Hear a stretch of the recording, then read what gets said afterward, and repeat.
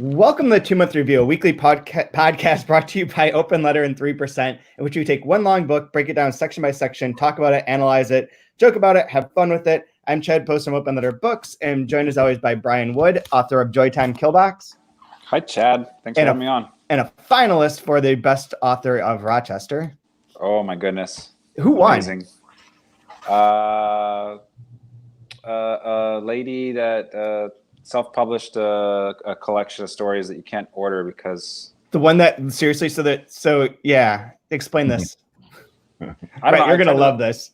Well, I wanted to like support and order the book and stuff. You know, like oh, cool, another local author. That'd be awesome. So I tried to order it, and Amazon. It's only available on Amazon, and Amazon wouldn't send it to me because I guess there's been too many complaints about it's not formatted right. Like it's just like a bunch of hot garbage when you get it. So they refuse to ship. Amazon refuses to ship anything because of the formatting or whatever. I don't know. I guess it's self-published and it's not. I don't know what. Maybe it wasn't a PDF and the margins are messed up. I have no idea. Damn, no quality. Well done, Rochester.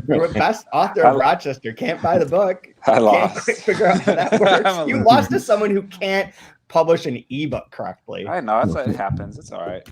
That sucks. I'm just happy. That voting. Just happy to be here. So yeah. Keep it going. And we're joined this week by Rhett McNeil, who is living in Tulsa, translator of several interesting books and from Spanish and Portuguese. How are you doing?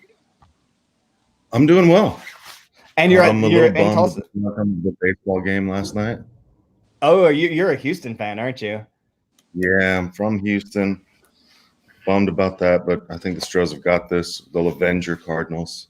Yeah, I think for sure. I think Houston's fine, but I was glad that they lost last night after all the stuff with the harassing the woman and the women journalists.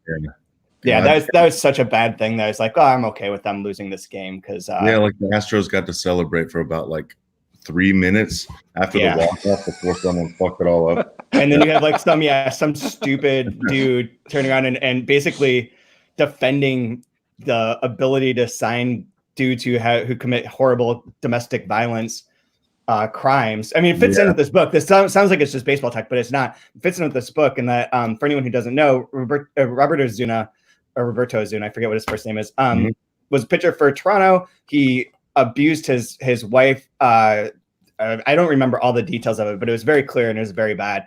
And he was supposed to go to jail in Canada, but they had signed some like peace accord, or I don't remember what it's called. But it's like so that a lot of things, a lot of details can't come out. But he has to go through like years of therapy and like all sorts of stuff to deal with his like true horrible nature. And the Astros traded for him because he was suspended for like basically half the season, if not almost the full season. So his value was very low. And so they took advantage of that. And then sort of were like, well, we're a no tolerance. We don't put up with this kind of stuff, except if you're really this good. And then after they beat the Yankees, their assistant general manager turned to three women and started yelling at them in the locker room. Just unprovoked, just totally drunk, started yelling, I'm so glad we signed Osuna. I'm so fucking glad we signed Osuna, and said it like 6 times in the presence of many journalists, several who were wearing domestic violence, anti-domestic violence gear. Yeah. Like it's the worst thing that you could, like intimidating a reporter is bad, but intimidating a female reporter with a domestic violence case is real bad. Yeah. And one of whom would often, especially when the Astros first signed Osuna and he would play, when he would come into the game, she would often tweet out like a hotline for domestic violence survivors or people going through that stuff, like if this is triggering for you, etc. And it seemed like specifically directed at her, which is just like ugly and nasty. And it's like, good Lord, executiors, what can you do? White people, white dudes, man.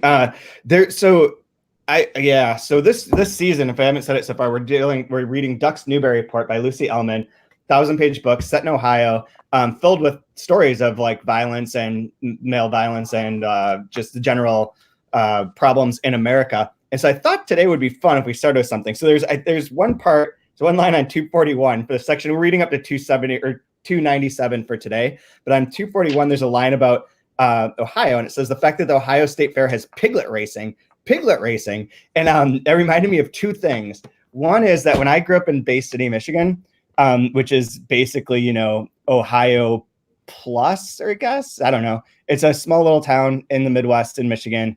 It's crap. Ohio with a little LL Bean. Yeah, Ohio with a little LL Bean.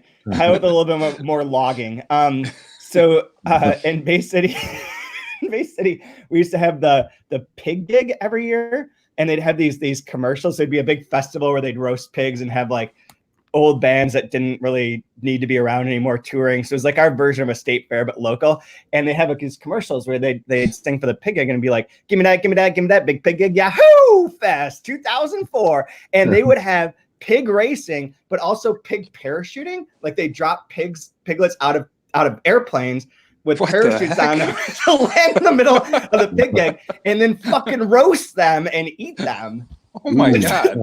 So I thought about this last night, and I thought, you know what? We should play my favorite game of reading a headline and determining whether or not the headline is from Florida or from Ohio. So I looked up a few of these. Okay, so I'm going to try and do this without giving anything away. Okay, a man claims his wife was kidnapped by holograms. Oh, goodness. Yeah. Florida or Ohio? That feels really, really like bathtub drugs kind of thing. I'm going to go Ohio on that one. Right? Although, man, Florida, boy, they just sit in the sun and just bake, right? And do bath salts. Florida due to like bath salts are free. Yeah. That one is Florida. I'll say Florida. Oh, I knew it. Okay. Florida. So, okay, here's a good one. Epcot Center related technologies. Yeah. Good call. So this is a bit long, but it's not just a headline, but it's worth it. A 39-year-old man was arrested and charged with disorderly conduct after he decided to go streaking through his neighborhood on a random weeknight. No harm, right? Well, it turns out that Sean Welsh wasn't able to make it back to his house to complete his birthday suit voyage because he was eventually discovered hiding in his neighbor's dryer. Florida or Ohio? Oh, that's Maumee, Ohio. Just outside of Toledo. Yeah, totally. Yep. Ohio. God. It is Ohio. It is Ohio. Linwood, Ohio. Okay. Woman arrested for drunk driving asked the law enforcement officer if drunk driving is against the law. Oh, God.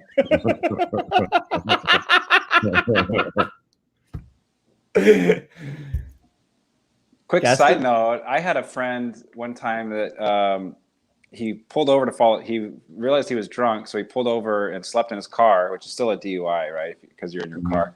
So he's woken up to the police officer knocking on his window. And so he rolls the window down and starts ordering an In-N-Out burger.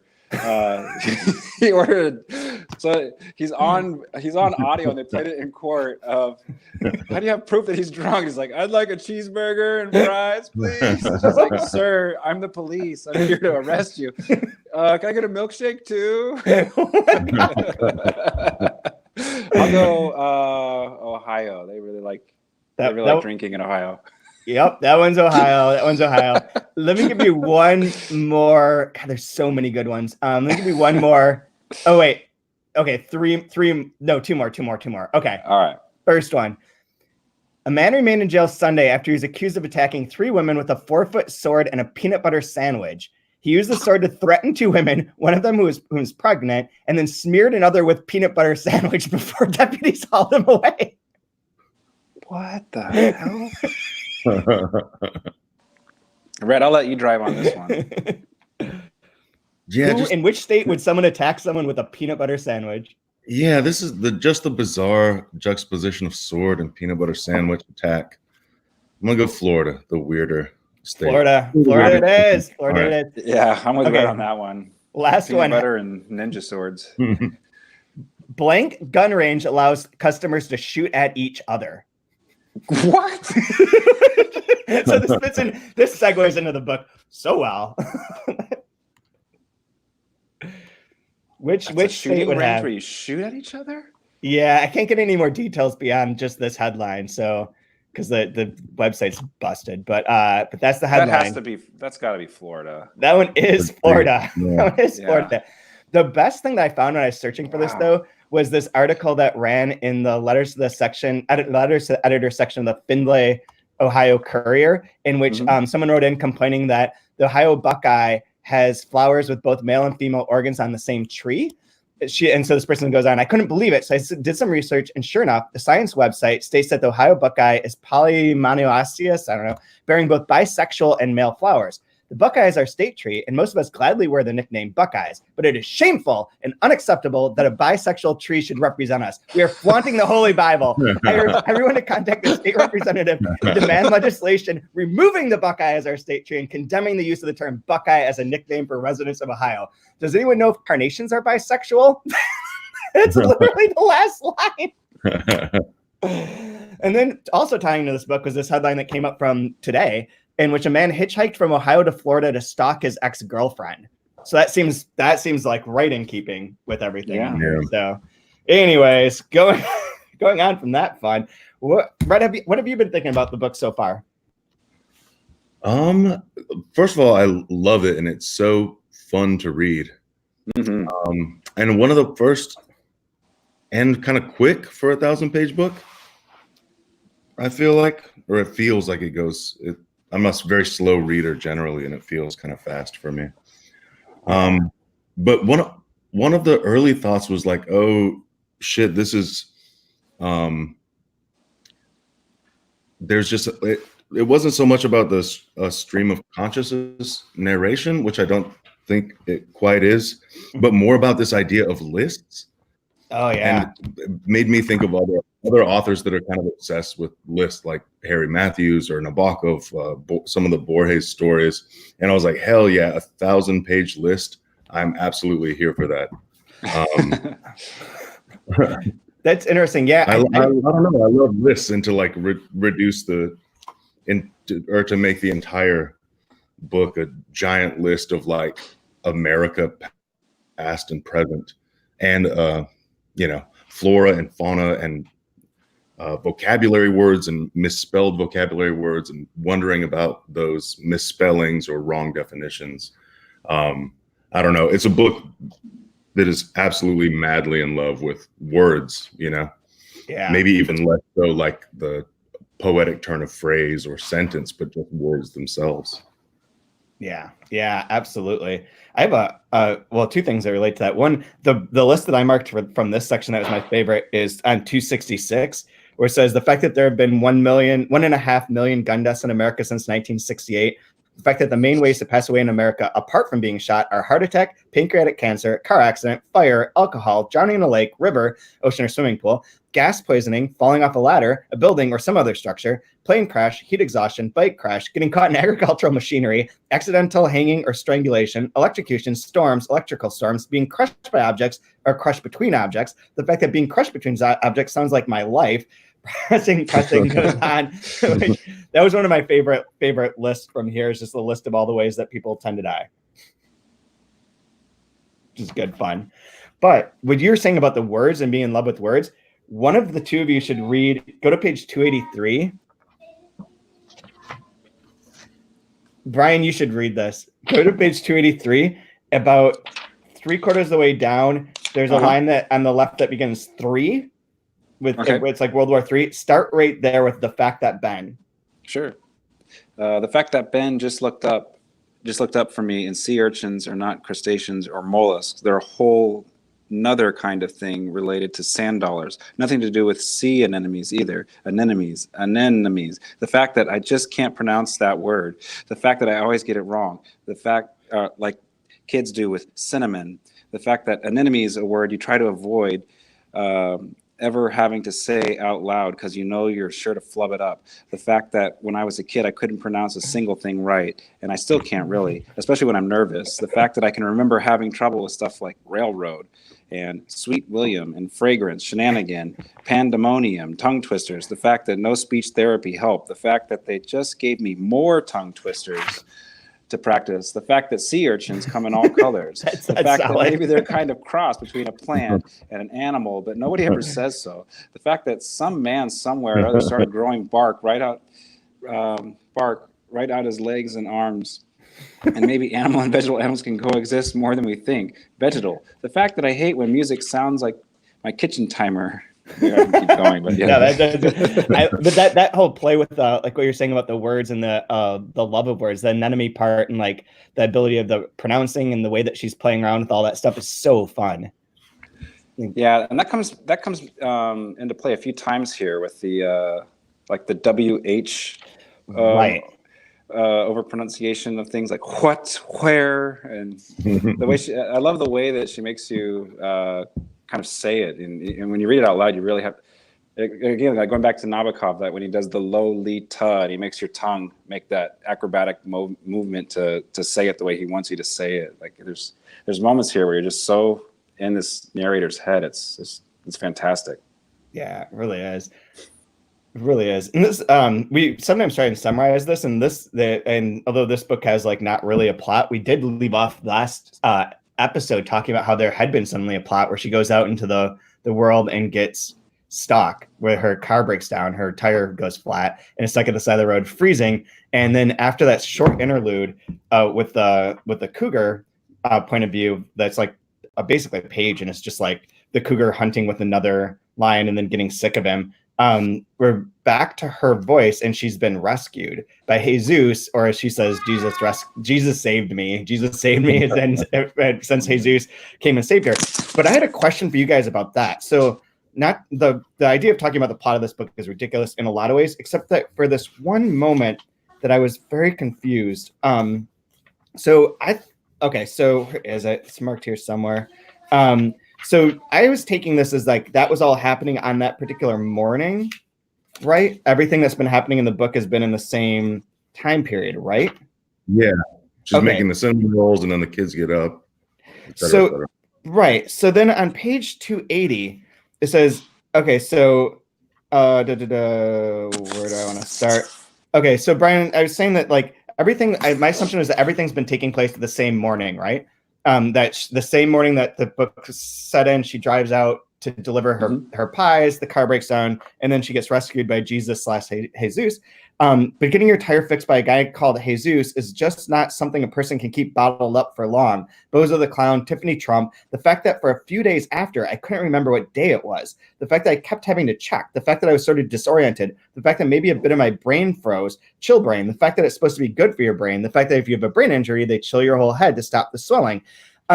That thing of like, the fact for a few days after, I couldn't remember what day it was, that threw me. And so I guess I just have a question for you. Is that supposed to be in relation to her being saved, that now we are, that event didn't take place in the morning that we've been reading?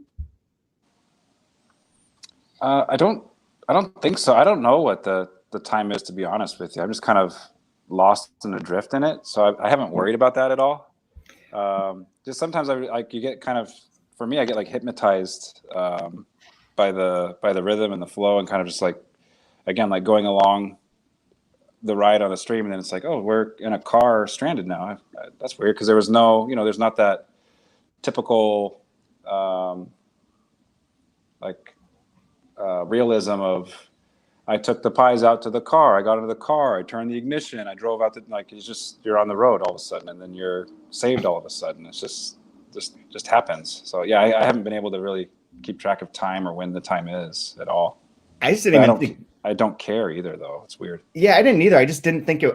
I just assumed like everything was going with it, and then I hit that and was like, maybe that story of her on the side of the road was actually just a memory from some point in the past, which sort of like complicated everything in a way for going forward, or what's happening in her mind. I mean, wasn't really paying attention to the timing at all either, except that she gets out of it here and then draws attention to it with that weird statement. Yeah. You got any hot takes, Rhett? No, it just, the fact that it was odd, because there's no, like, in terms of plot, there is no jumping around, like, the following week this happened. Yeah. And then I woke up the next day. It all does seem to be happening in this one day.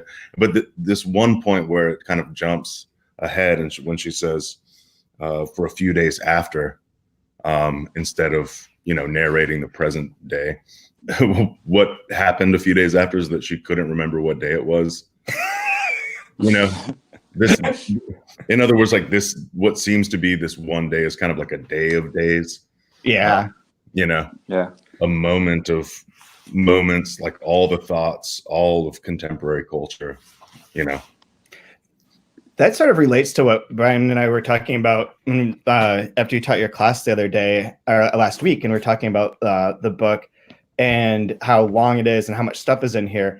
And I was trying to make the comparison that, like, in the way that Ulysses was in the intent to put all of Dublin into that book, all that day and all of Dublin into that book, that this seems to be an attempt to do a similar thing, but all of her days in one person's consciousness, in one woman's consciousness, rather than it's like the yin to the yang of Ulysses and this book, where Ulysses is doing all the different forms, all the different types of characters, all the different space of Dublin is all being brought to life in this one particular book. And the city is like a character and can be mapped and all that kind of stuff. And this is like that, but the opposite side. No formal tricks, like no different sections. Everything's still like in this one kind of runaway train. But it's all of her thoughts and all of her days blending together like that, with the time maybe shifting and whatever, but all of that happening within her is kind of a similar, it's like Ulysses, but the exact opposite. Yeah. I like the Ulysses comparison, because it is sort of this like you said, all of Dublin in a single book or a single day. This is like all of contemporary fretting or something like that. Yeah. In a single day. But what struck me most about this, and in this way it's unlike Ulysses, is that the focus is completely taken away from the sentence, to the extent that this is not a single sentence. Obviously there are the sections about the lioness or the cougar that have like actual punctuation and standard sentence structure, but there's like a refusal to write a sentence in the parts in the fact that parts, and a focus instead on like usually nouns, but a lot of individual words and listing of words. And those can be clever and have their own structures too. The part you read, Chad, where she's listing the ways to die, that move from electrocution storms, electrical storms. Yeah. Those sort of, I mean, they're sort of ordered in a poetic or lovely sort of fashion. The way, Brian, like you said about Lolita, the way where when Lolita's classmates are listed, like it's first and last names, but it's just like lovely. It has like a ring to it. There's sort of a poetic ordering of things, which I think is what we get here. And there's just like no value placed on the sentence. It's sort of taken away from it and towards these fragments or vocabulary words, or words that sort of sound the same, or that where one sort of triggers another, where you'll get something like, you know, blizzard, buzzard, gizzard, wizard, and then Toto or Kansas, you know, something like that. Yeah, that is interesting. I hadn't thought of it in that way, but you're right. It is like disavowing the sentence in favor of something else, something poetic and something that flows, instead of something that's crafted in that sentence structure way. Oh, and I just can't. Oh, go ahead, Brian. I'm sorry. I just said I just can't get over how like delicious this sounds to the ear when you read it out loud. It's insane. To like do this high wire act for this long and to sustain it is just unbelievable. Like it's such a feat. I can't believe this didn't win the Booker. What the hell? Did you guys? We talked about this. I didn't read the other book, so I can't have an opinion on it. But I mean, I don't know. Maybe it's because I'm doing some workshop with other writers right now, and you're trying to fix the sentences to sound right or flow right, and you look at this thing and you're like, how the hell is she doing this for so long, so well? Like, this is unbelievable. It's like that dude that just ran the marathon in 2 hours. Like, I can't do that for 5 minutes, and this guy's like sustaining this for so long. Yeah. This is impossible. This is like an unhuman feat, and here it is. It's being done. His unofficial world record. Yeah, exactly. Actually, all that reminds me of the other kind of crackpot thing that I came up with when I was reading this section, or thinking about kind of the book as a whole, is that one of the episodes, Brian, you mentioned that there's really just two plots, like a stranger comes to town or someone goes off into the leaves town. Sure. And we talked about that with Huckleberry Finn too. And I thought maybe there's also a different way of framing that same thing, that sort of the Joyce versus Pynchon kind of thing, where in a lot of Joyce's stuff, even in Ulysses, but especially in Finnegan's Wake, is all about cyclical recycling. It's like things that are cyclical that come back, this kind of eternal like revolutions of human time, of personal experience, of myth. All of that is very much like continues and continues. And then you got the Pynchon side of things where like things are entropic and like any system will break down.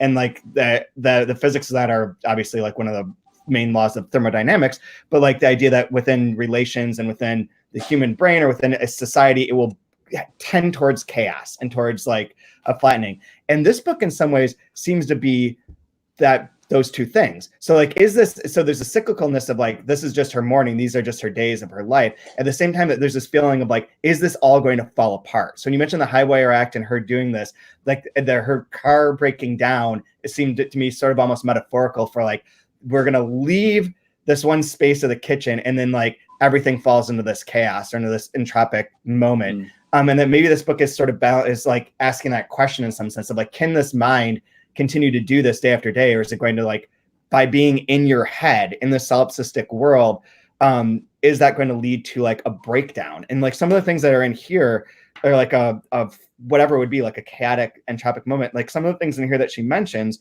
are like reminded me of that too, in the sense that she's like, I can't remember anything. Like, I forget where this line is, but there's something about like, I don't remember things at all. Yeah. It's on 276. The fact that I have the worst memory of anyone I know, the fact that most of my life is wasted on me, the fact that as the historian of my own life, I'm just going on hunches most of the time, running on empty, stumbling over sand dunes, hunted to the point of distinction. And she goes off into one of her other things. But there's something about that just struck me as like, there's kind of that's like maybe part of a weird sort of subplot or a structure to the book that isn't immediately apparent. That's my crackpot theory for the day. No, I think that's an interesting theory. No, I mean, I throw out a stranger comes to town or somebody goes out on an adventure. I throw that out just for like to have some sort of framework to talk about stories with, newer readers or newer writers. I don't know if I halfway believe it or not, but it's an easy way to talk about. It's just like an easy way to get a discussion going when you're staring at a bunch of blank faces. Yeah. But I mean, it is one of those things. I've heard that before too, and like it's one of those like master plot sort of ideas that there's only one story, and it's a love story. Everything is all right. Everything's about love and death. Yeah, absolutely. Brett, did you spend much time in Bloomington Normal at all when you were working with Delkey? A few weekends. I mean, we were in Champaign-Urbana at that point, but a few weekends, I suppose. Were you there when John was doing the letters to the editor section for the Review of Contemporary Fiction? Yes. Okay, so these, for anyone who doesn't know, the letters to the editor for the Review of Contemporary Fiction is a journal covering like contemporary writers, and there would be book reviews on the back, and then sometimes Dear Editor letters that were completely invented, that John would invent as like people who are writing in to ask advice on stuff, and they would be sad characters or just like strange people with strange questions that had no appropriate reason to be sent to a publisher, but they were like some of them are pretty funny. And one of the running gags was the spelling of Leroy. In Leroy, Illinois has like, and this is true, I see it in Leroy, New York, and it did the same thing. I think it's a problem with the name Leroy, where they spell it differently, like in every single instance.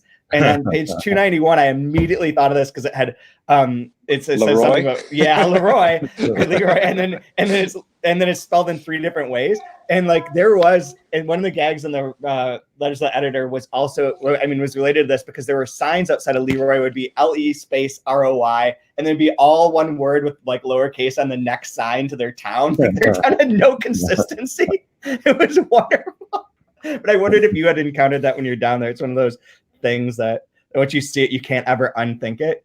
It's always gonna be a mess. Right. That's Anyway. that's a pretty part too, because like, I mean, some of the, like when she's kind of making these jumps from one word to the next, like a slightly different spelling or an odd pronunciation of it, or a secondary meaning of it.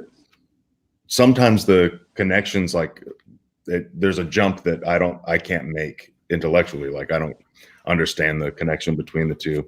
But this is a good example of it. Like if you were showing, for me, like if you wanted to show a reader, like, look how clever this is. Like she's back talking about Little House on the Prairie, and then says the fact that doesn't explain why they named his brother Royal, right? So you get this first name Royal from that book. The fact that she never goes into that, but maybe it's a form of Leroy, which seems odd, although Le Roi in French is the king, right? And so Leroy, different spelling, Le Roi, daddy's legs in the headlights, right? So to this move from like a character in Little House on the Prairie, these different spellings of a name, which also mean from like royal and royalty to the king, another king, the king to daddy, is kind of like there's this elegant sort of move between those things. And then all of a sudden, she's talking about her parents again and out of discussion of Little House on the Prairie or how to spell Leroy. Yeah. Yeah. This is so great. That was a question that I thought, I mean, you obviously translate from languages into English, but reading this book, since we focus so much on translations and on international literature, and the podcast is the first time that this book isn't in translation. So the translation of it as not a topic for any of the episodes, but it occurred to me that this seems like this would be a great challenge to translate into other languages. And I wondered if you had any perspective on that as a professional translator, like the quirks, that sort of wordplay, like things that would make this either fun or super challenge. And is there a good phrase for the fact that has the same sort of like tickishness in Spanish or Portuguese? Oh, shit. I actually have a lot to say on that, I think, because it's hard for me to read any book in English or any other language and not think about what it might be like to translate it. Just because I spend so much time with books doing that exact thing, like most of my day in and out. And yes, this book would be, to say it would be impossible doesn't mean you couldn't do it, I guess, in this case. Right. And there are a bunch of levels on which it would prove utterly challenging, to the point where it would really free you up as a translator to play around with stuff. And I guess one of the first things I noticed is that, given the fact that this book is in English, and that much of the like movies and books and many of the songs, television shows, everything that's sort of brought up in it, because it's about the United States of America, which kind of has a hegemonic, maybe for the last like 50, 60 years, the post-war period, hold on world culture in terms of film, and even like 7-Up and Heinz ketchup, et cetera, like a lot of that you could leave in a way that if you, Chad, were publishing a book from India, let's say, and all the movies and movie stars reference were from Bollywood films, and not only that, there were sort of games played with their names, and then associations made with like supermarket products that no one in the States would ever have heard of, or very few people would have. So going out of English at this moment in time with a book like this that talks so much about, or at least references so much of like not only popular culture, but just like daily mundanity that actually kind of has spread out to the rest of the world. It would be easier to do that from English into other languages than I think from any other language into English at this moment. That's interesting. And that I totally agree with that. That makes a lot of sense because of the just with that layer to it of the references. We are doing a book from India, and we do have some of those issues coming up, actually. Not exactly in relation to movies or products, but in terms of like references to political groups and to like different terminologies and different slang words that we don't know what they're referencing. Just and second volume of Footnotes. See, yeah, I know. It's and the writer is Subimal Mistra, and he wrote, his big influence was like Burroughs. So it's like all this kind of cut up experimental jamming together of things. So that makes it like a third level of like, oh boy, you know, I don't know what this is, and I don't know what this is as a book. So it's great. It's really fun. It's a selling point. All those are supposed to be selling points. But yeah, I was thinking like, so that makes sense as how you could do it. The ticks and the wordplay would be fun because I think the translator would be able to have fun with that. But I haven't looked to see if this has been translated or is being translated into any other languages. It would, yeah, I think it would take a while. It would take, and it would really take a good editor to decide, you know, what in the target language would be recognized by, like, let's say an average reader of works in translation, and what would have to be substituted by something that would, say, be on a supermarket shelf there, or a movie star. But the other part of the part where that gets problematic, like changing those, because it wouldn't really make a big difference if you changed 7-Up for another, like a Brazilian soda or something like that. It really wouldn't make that big of a difference. But often, the next thing will be related to that. Yeah. So it's called 7-Up. And then she'll say like 7 brides for 7 brothers or something like that. Right.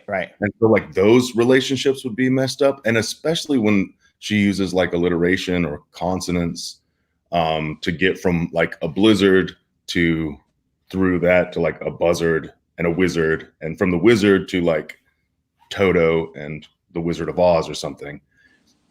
Given the fact that alliteration and consonants, much like rhyme and poetry, won't exist in the target language in those same words, and especially not in that same order, that is then impossible to replicate just using the same words. What it does for the translator is you're utterly free. You can play those games yourself in your own language, right? Right. It brings up. There's no way to do it. It reminds me of like the conversations we have where if this were a book from India, say, we'll go with that, like from a particular region in India that's like the equivalent of Ohio, and it was like one person, their life in this one space with the problems that are surrounding that thing, and it's incredibly like domestic and like internal monologues. I bet you the first thing someone would say is like, that won't travel. Like they would be like, that won't travel to the US. It's too specific. It's too regional. It's too wedded to that culture. It's not universal enough. Like that comes up a lot when you talk to various agents and whomever. They'll be like, well, it's just too French, or it won't travel. And the same claim could be levied against this book in reverse, but I don't think we'd ever think of that because of the American influence out over the world in terms of our culture and everything else. Maybe it's not even an issue, but it does feel incredibly universal. And I wonder if like that sort of viewpoint that we have of if something is too specifically wedded to its region and those things being not universal, being too specific, is just like a flawed part of our American thinking to begin with. And that a lot of these books like this is much grander than like just being Ohio. You don't have to know Ohio to get this. You don't even need to know that much about like contemporary America to get this. Like there's so much more there. And I don't know. It just occurred to me as a question. I don't really have any like real grand thoughts on that. I'll just leave it there and no one can reply. Well, no, I mean, like, it seems like the UK is having a very similar experience with it that American readers are having, where it feels like it's very true to how crazy our times are right now, and the angst that it's going to cause, someone trying to raise kids in this world. That's one of my favorite bits in this section too, where she's like, I have to remind myself how many kids I have, and the number is 4. I just think of it being a lot. Dude. I think like a dangerous world pressing in on you, and you're trying to protect your young and figure out your way in the world that travels everywhere. Yeah. Right. Absolutely. It should. Yeah. I think a similar case could be made like, oh, this is so much about like, I don't know, being a woman, being a mother, having children, etc., that it's like, not a broad enough picture of, I don't know, the same thing of like it won't travel. Basically, it won't travel out of like women's experienceness to the broader public. But that's absolutely not true. And I don't have children, and so, and this is like maybe one of the best books I've ever read about like the inner life of someone with children. I mean, it was, despite, lacking, or maybe because it sort of lacks obvious plot points or frequent ones. You get one every 50 pages or so, something occurs. But because it's just her sort of thinking through these relationships and connecting so many things to the way she interacts with her children or thinks about her children, it's just like a lovely book on parenthood, which is, an experience that is not my own, like culturally, and especially motherhood is, a thing that's impossible for me to experience firsthand, but that travels, I guess, as you were kind of saying. Yeah, that seems like you're setting me up for one of my mom bits, but I'm not going to go there this week. I love mom.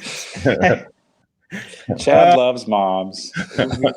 We got this. I did have a thought about moms the other day when I was like stretching. I was like, man, dudes never stretch, but the yoga movement especially among moms seems to make a lot of sense. Cause I'm like, man, the life is stressful. Like everything is just a constant barrage. And like, I feel like men just like carry it, like in like your body is tense and like, relax. Right. And like yoga is supposed to counter that. Like moms figured that out. Moms figured out yoga. That's good. Stretching. They figured out stretching. Nah, man, you just need a kegerator and go fire off some rounds at the range. You'll be fine. That's true. Give me some Coors Light and a 44. Let's go fuck some shit up. Yeah, there you go. Namaste.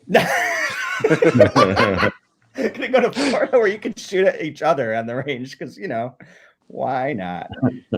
Oh man. I don't know, what other sections did you guys have from this that stood out to you?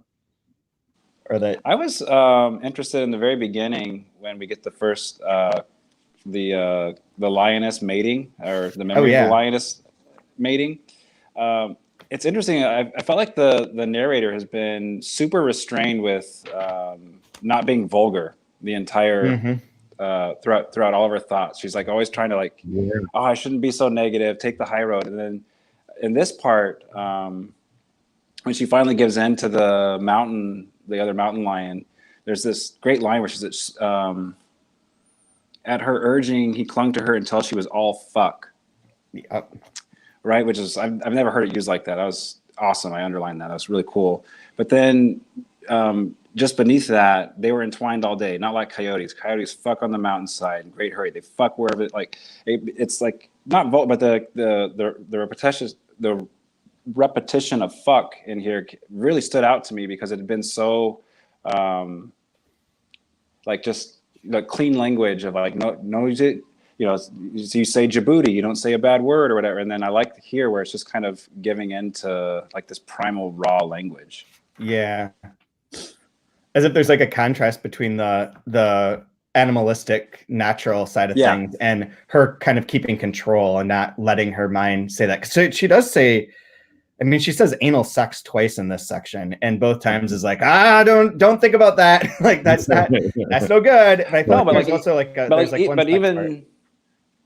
but even that made me think, like when you read Maggie Nelson's The Argonauts, like on like page 1 or 2, it's like, and then I think she used the word, then he fucks me in my ass under a eucalyptus tree or something like that, right? Like even the way, like just you could say it any way you want, but again, she uses the narrator uses anal sex. It keeps it in the cleanest language possible, as far as keeps it very PG. So I thought it was a really interesting juxtaposition of when that takes place, and then we get Chuck and her first love, and just the way it's described. I really like that kind of animalistic version, and then the way she's working through her memories and sexuality through her mind.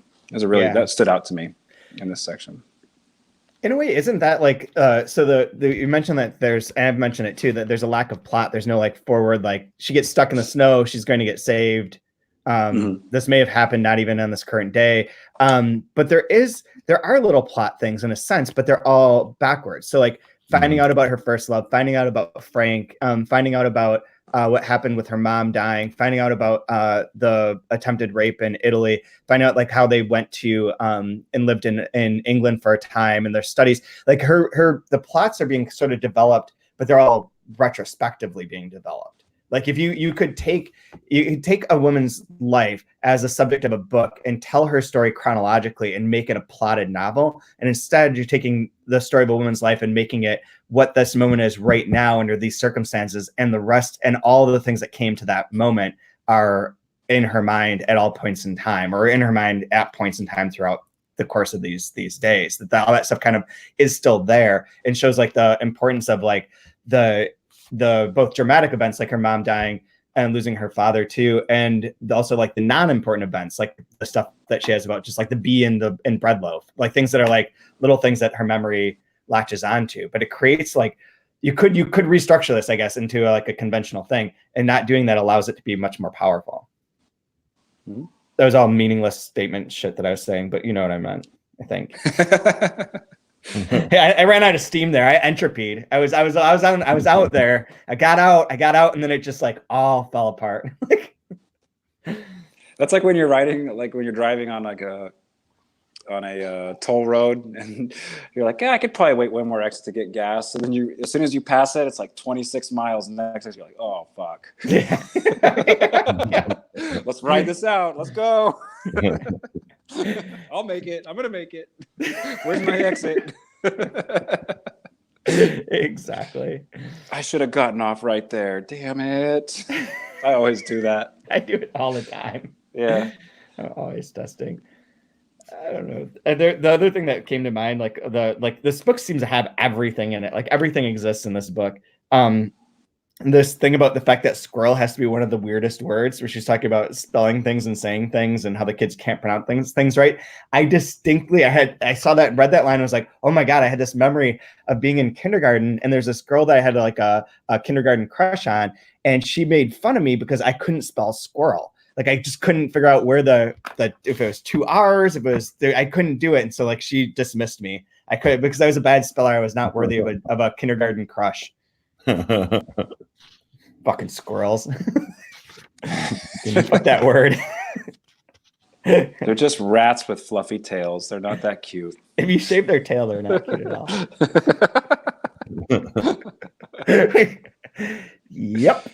Yep. I love the part too in here that, I mean, there's so much funny stuff. There's so much good stuff. I love the part where it's talking about how in every Amish movie, they're always raising a barn. I laughed at that. They got a lot of barns in the Amish country. I guess they need them. Yeah. Oh man. Anyways, I don't know. Is there anything else that you guys wanted to touch upon or bring up from this section?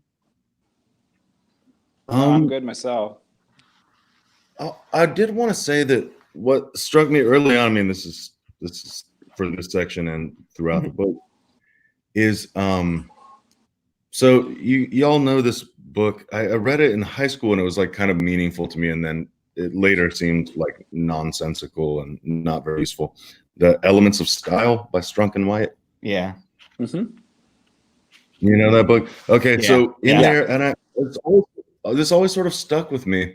In there, there's a specific prohibition about using this construction, the fact that. It's specifically prohibited in there because it's seen as sort of like a it's redundant. Of course, you're redundant. You could just say because you're writing powerful, energetic prose. Exactly right. And so this seemed like just an over and over denunciation, and like I know about her that she sort of renounced teaching creative writing and creative writing programs generally, and thinks they're not very useful. But it seems like a specific renunciation of strong, straightforward, direct writing, not only in just this always churning mind of the narrator, and the refusal to write, you know, proper sentences. But this use of the redundant, the fact that, right? Mm-hmm. And it seemed like a specific middle finger to certain style of writing instruction. The Strunk and White specifically, yeah. That's awesome. Yeah, I like that. It's a good point. Yeah. It's just it is a middle finger to all of that for sure. And I just flipped to one of my other favorite lines in here. The fact that I really need a professional declutterer, or at least a book on decluttering from the library, unless I've decluttered the library too and have no books anymore. Feels like very true, very true. So anyway, so this is, yeah, it's fun. It's such a fun book to talk about and to read in this way, and it works really well. And her voice really is the strong part of it. So I'm grateful for this book to exist and loving it so far. I don't know. Is there anything else anyone wants to add? Otherwise, we can do our favorite lines and promote our stuff. No, go for it, Rhett. Your favorite line. All right. This is actually just from the section before ours, but I'm using it anyway. I don't care. Yeah. She's talking about her shyness. This is 233. Yep. About 60% of the way down the page. I mean, the fact that maybe I should be making poffertjes for all of our neighbors, be neighborly. The fact that if it weren't for my shyness, I'd probably be the biggest earth mother going. The fact that I'd take in strays, hold cocktail parties, dinner parties, picnics, cookouts, the whole deal, with hampers and check tablecloths and a portable barbecue and a whole load of fried chicken and potato salad, live band, Halloween parties, matchmaking, baby showers, vow renewal parties, mass sleepovers, you name it.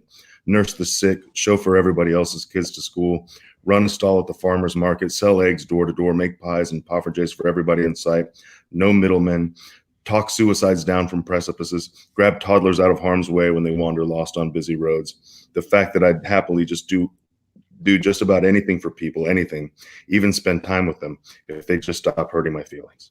Damn, yeah. That is great. That really does build and has the way that this book works is so wonderful, and that's a perfect example of it. Like that, the list that you're talking about, and it's also run and then emotionally charged. It's also, what's that? And I feel like this our narrator is like obviously like concerned with the contemporary world. I mean, like Trump is mentioned and global warming is mentioned, all of this, mass shootings, all of, you know, these contemporary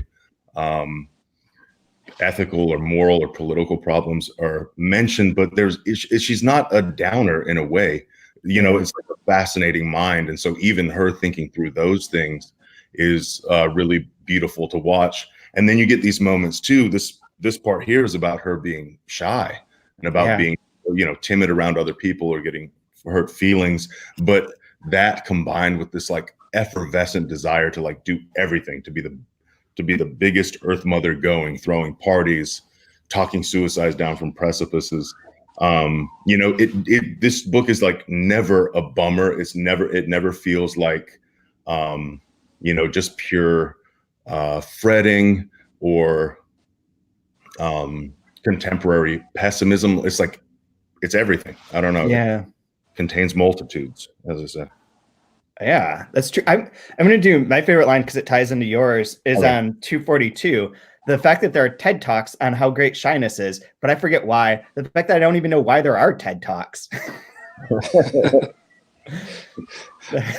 I think I recall there being something added to that, which is like, if you're really shy, how the hell could you be giving a TED Talk anyways? Yeah. Like, so there's that. What's your one, Brian?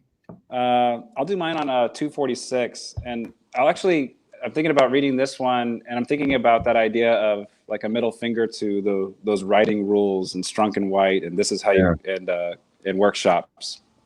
She's talking about having to have the ingredients list for selling her cinnamon rolls to people. The fact that sometimes I make nutty cinnamon buns for people who don't have problems with nuts, which is almost nobody. The fact that they drive me nuts with all their nut stuff. The fact that soon they'll want me to make a sugar and butter and flour-free version for people on a diet, and an air-free version for people allergic to air, and a beef liver-flavored version for pets. But at some point, you just have to say, these are the cinnamon rolls that I make. The fact that I told the kids, Jesus save me, but nobody's interested. I like that. These are the cinnamon rolls that I make. This is my big ass book. That's one sentence, and if you don't like it, you can go shut up. It's probably about time you shut up, anyways. Like, I like Very that one. I just felt it was so charged. Yeah. So fun. So fun. So Rhett, what are you working on now? I have just finished up. I have a book coming out in like 3 weeks. Another Tavares book. Oh, really? Yeah. It's actually 5 of his books. There's like 100-page books, kind of these aphoristic prose poetry on meditations on a given subject. The book's entitled "Reading is Walking," and it's coming out from Quantum Prose in like 2 weeks. It's at the printer, so Awesome. yeah. That's spectacular. Reading is walking. Reading is Walking, yeah. Okay. And who's the publisher? Quantum Prose. Okay. Yeah, it's like this small outfit. I think they're out of Providence, but they do stuff at the intersection of like science and literature. And the first book in this series, and in our omnibus volume, is called "Brief Notes on Science." Oh, very cool.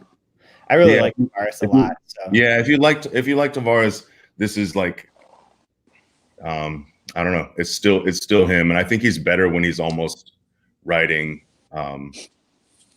poetry or just like really short, kind of aphoristic language. It's really good. I wrote a really weird introduction to the volume that I think I'm proud of. I'm not sure yet. I haven't read it.